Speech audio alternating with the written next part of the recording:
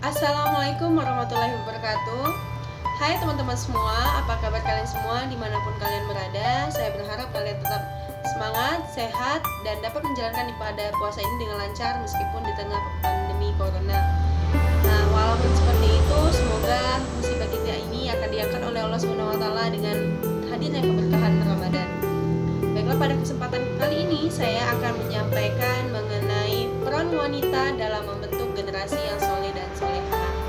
Nah, beruntung sekali ya kita menjadi seorang muslimah, seorang yang sangat menentukan suatu negeri. Karena apabila perempuan di suatu negeri itu maju dan pintar, maka dapat dipastikan negara itu akan makmur atau suatu negeri itu akan makmur. Nah, pada kesempatan saya kali ini saya akan menjelaskan bahwa Rasulullah SAW telah memuliakan kaum wanita sehingga kaum wanita tidak lagi dijadikan sebagai budak, apalagi penguasa hawa nafsu atau diperlakukan semena-mena. Tapi derajat wanita ditinggikan sedikit oleh Rasulullah SAW sehingga kita dapat ikut berpartisipasi membantu kaum laki-laki. Tapi tetap tugas kita berbeda dengan kaum laki-laki, harus kita sadari itu ya. Berarti bukan berarti kita itu punya tugas yang sama, tapi kita sudah memiliki tugas masing-masing, tapi derajat kita saja yang sudah ditinggikan sedikit oleh Rasulullah SAW. Nah, meskipun derajat kita sudah ditinggikan oleh Rasulullah SAW, bukan berarti kita merasa sama derajat dengan laki-laki ya. Tentu derajat laki-laki lebih tinggi daripada perempuan. Dan banyak di luar sana wanita-wanita yang saya nggak sebutkan siapa itu, tapi masih banyak itu sangat bangga sekali menjadi wanita karir sehingga lupa dengan tugas utamanya, yaitu menjadi seorang istri dan juga menjadi seorang ibu yang baik untuk anak-anaknya. Nah, untuk tugas mencari nafkah itu merupakan tugas utama suami, tapi untuk perempuan itu tidak diutamakan karena tugas utama wanita itu yaitu diam di rumah, menjaga suami dan anak-anaknya. Tapi Rasulullah SAW juga tidak mengekang untuk wanita hanya diam di rumah saja. Contohnya saja istrinya Aisyah. Aisyah itu tidak hanya diam di rumah, tapi dia juga menjadi panglima perang, penghafal hadis, dan juga dia sekretaris pada saat itu. Nah, kita juga wanita bisa melakukan semua itu, menjadi seorang ibu, menjadi seorang istri, dan anggota masyarakat yang berguna. Nah, bagaimana caranya? Ya tentu kita harus bisa pintar-pintar bagi waktu ya. Nah, jadi perempuan itu dimuliakan dengan strateginya. Perempuan itu merupakan umur muratul bait. Kita itu sangat penting sekali ya. Kita lihat saja juga di luar sana banyak laki-laki yang ingin seperti perempuan. Bayangkan betapa indahnya menjadi perempuan itu. Jadi kalau kita sudah menjadi muslimah, seorang perempuan, kita harus sangat-sangat bersyukur. Nah, dengan cara apa kita bersyukur? Ya, kita menjadi sebaik-baik pribadi untuk keluarga kita, kemudian juga berperan penting untuk masyarakat juga, dan juga mengajak orang-orang yang belum sadar untuk ke jalan yang benar. Nah, peran wanita milenial zaman sekarang itu sangatlah besar tantangannya ya. Karena zaman sekarang banyak sekali perempuan-perempuan yang lebih bangga menjadi wanita karir untuk perempuan milenial sekarang sehingga lupa tugas utamanya. Nah, sebagai perempuan milenial, kita harus tahu milenial itu apa. Jadi milenial itu sama dengan 1000 tahun. Jadi kita sekarang masuk transisi dari milenial kedua masuk transisi ke milenial ketiga. Nah, ini kita bisa merasakan sekali bagaimana perubahan-perubahan dari milenial kedua ke milenial ketiga. Tantangannya luar biasa dahsyat sekali ya.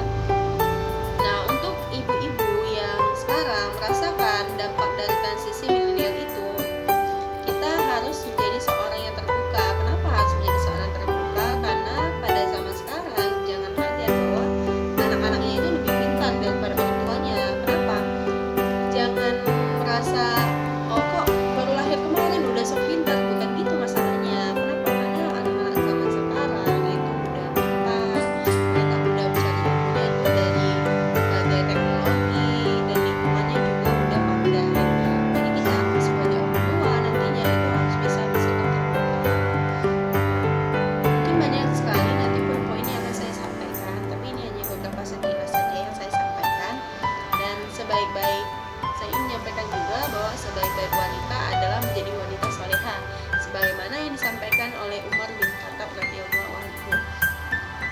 berkata, tidaklah seorang pria mendapatkan faedah setelah iman kepada Allah Subhanahu wa taala melainkan mendapatkan wanita yang soleha, akhlaknya yang mulia, yang penyayang dan kandungannya yang subur. Masya Allah, subhanallah.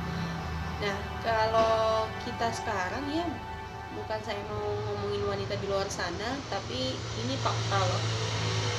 Banyak wanita yang sudah melanjutkan pendidikan hingga S1, S2, S3, tapi dia lalai akan tugas utamanya. Dia udah melaksanakan S3 namun sibuk berkarir, dan anaknya itu dikerjakan sama dibantu oleh baby sister, dan kita tidak tahu baby sister itu tamatannya apa, cuma SMP, SMA atau cuma SD, kita nggak tahu. Jadi kebanyakan itu ibunya tidak langsung transfer ilmunya ke anaknya, tapi anaknya malah mengadopsi atau transfer ilmu dari baby sister tadi. Kemudian juga tugasnya dilaksanakan oleh ART, padahal kita tahu ya, mengerjakan kayak cuci baju, nyuci piring, masak dan lain-lain itu juga dapat pahala loh gitu. Tugas wanita itu juga berat loh, nggak bisa diremehin, walaupun dia cuma di rumah aja tuh berat tugasnya. Kayak mendidik anak-anak tuh bukan suatu hal yang mudah ya. Terus juga kayak bersih-bersih rumah itu bukan suatu hal yang mudah, capek juga gitu ya. Kemudian bebannya tuh sama beratnya juga gitu, sama laki-laki, tapi porsinya aja yang beda. Saya akan menyampaikan beberapa poin mengenai hal ini. Jadi bagaimana sih cara kita menjadi perempuan yang bisa membagi waktu gitu ya, antara keluarga, masyarakat, dan teman-teman kita di luar sana gitu kan. Jadi tugas kita yang pertama itu kita harus bisa menjadi perempuan yang mampu untuk mendampingi keluarga kita, mengawal, mengayomi, atau mengawasi mereka untuk kehidupan yang benar. Kenapa untuk kehidupan yang benar? Karena kalau kehidupan yang benar itu sudah pasti baik, tapi kalau kehidupan yang baik itu belum tentu benar. Nah, saya akan menyampaikan juga bagaimana cara kita mengoptimalisasi untuk mencetak generasi yang soleh dan soleha, untuk kita berkontribusi dengan baik. Jadi ada beberapa poin yang akan saya sampaikan, yaitu ada sekitar 5 poin. Yang pertama itu berlaku lemah lembut. Kenapa? Kita tahu anak zaman milenial tidak bisa lagi dikasar-kasarin ya, apalagi dipukul, dibentak seperti zaman-zaman dahulu itu sudah biasa ya. Tapi kalau zaman sekarang itu anak-anak nggak bisa mereka dikasarin. Mereka ingin diperlakukan lemah lembut agar mereka lebih merasa nyaman kepada ibunya, kepada siapa yang lebih tua, misalnya kakak perempuannya. Ketika orang itu lemah lembut, maka dia akan bersikap lebih terbuka. Sebagaimana juga dalam Quran surah Al-Imran ayat 159 yang artinya, maka disebabkan rahmat dari Allah lah kamu berlaku lemah lembut terhadap mereka. Sekiranya kamu bersikap kasar, lagi berhati keras, tentulah mereka menjauhkan diri dari sekelilingnya. Nah, ketika kamu berlaku kasar, tentu anak-anakmu tidak nyaman denganmu, dan dia akan merasa terasingkan, dia akan merasa malah terzolimi, dan bahkan malah menjauh dan tidak mau mendengar apa yang kamu sampaikan. Jadi ketika kamu menjadi seorang muslimah, punyailah sikap untuk lemah lembut, jangan berlaku kasar. Kemudian yang kedua, terbuka. Seperti yang saya jelaskan tadi, kita harus bersikap terbuka, karena anak zaman sekarang itu jangan kaget bahwa mereka itu lebih pandai, karena mereka banyak sekali dapat ilmu dari tempat lain gitu, karena dari teknologi, dari lingkungannya juga yang juga hebat gitu. Jadi kita harus bisa menerima saran dan kritikan dari mereka. Jangan sampai karena kita sudah tua dan mereka masih anak-anak, kita meremehkan kayak, kamu nih anak baru lahir dari kemarin deh gitu, ngapain sih sok ngajarin juga nih, aku tuh lebih dulu makan asam garam dari kamu gitu kan. Nggak boleh kayak gitu juga. Jadi kita harus menerima saran dan kritikan untuk lebih baik seperti apa sih gitu, untuk jadi muslimah yang lebih baik seperti apa sih, untuk menjadi seorang ibu dan istri baik itu seperti apa. Jadi harus lebih terbuka, jangan merasa gengsi karena udah tua kok dinasihatin anak kecil tuh kayak gimana gitu rasanya gitu kan. Jangan sampai merasa seperti itu. Kemudian juga harus punya sikap adil. Nah, adil ini sangat penting ya dalam hal apapun itu, karena konsekuensinya luar biasa ya kalau kita bisa adil.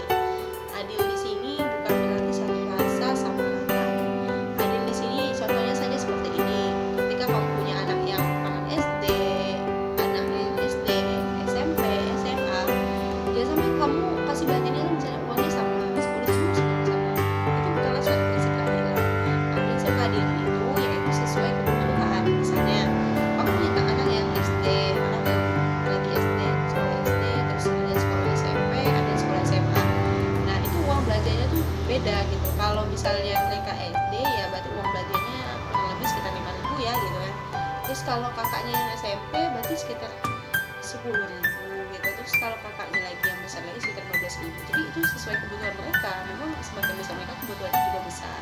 Ya sampai disamakan ya, karena itu bukanlah suatu keadilan. Nah, kemudian juga harus kreatif. Sebagaimana disebutkan yaitu faiza farakta fansab, jika urusanmu telah selesai dengan ini maka kerjakanlah suatu urusan yang lain.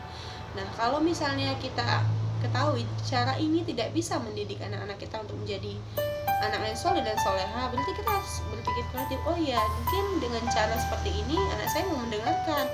Oh kok cara ini juga tidak mau mendengarkan, kenapa dia malah membangkang? Terus kita coba cara lain. Oh mungkin dia mau listening, dia mungkin mau cara reading, mungkin seperti apa, atau musyawarah atau apa. Jadi harus kreatif ya, jangan dengan cara seperti itu saja. Dia sudah tahu, kita sudah tahu dia tidak bisa dengan cara seperti itu, kemudian kita paksa lagi dengan cara seperti itu. Tentu itu tidak bisa dipaksakan seperti itu.